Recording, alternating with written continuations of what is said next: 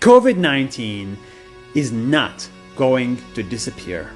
It's going to be around for at least 2 years, and a lot of people are scared for their health. But just as importantly, a lot of people are scared for their wallets and their money, including me. So what is going to happen? Here is my best guess. Money. There will be a lot less of it, so save it. Don't spend money on anything you don't need. Don't buy Starbucks coffee. Don't buy a car.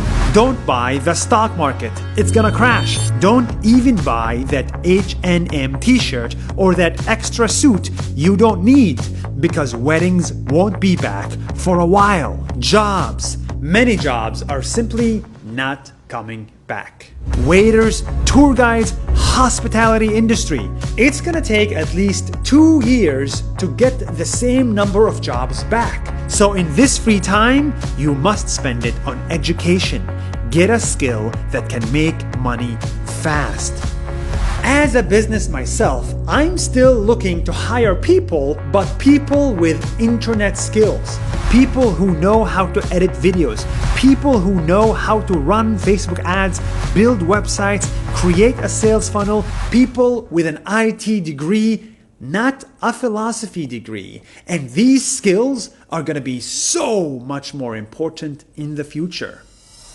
Freelance. With 20% unemployment in the US, it's gonna be a long way to get back to 5%. So this is the time to create your own job. Go online and teach the piano. Go online and offer your design services. Traditional city jobs are pretty much dead. Medicine. If you are not sure about studying medicine, then this is the time to do it.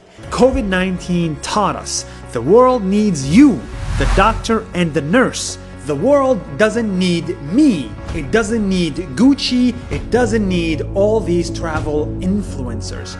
We are not essential. You are. Patience. Once physical lockdown ends, a new one begins. And this one is gonna suck, because it's going to be for 2 years. For 2 years, no more large gatherings like these, no more group tours, no more busy offices, no more full airplanes, and no more money flying around. This is the time to think different. Everything I mentioned above is possible if you are lucky. But if you are in the bottom 10% of society, it's impossible.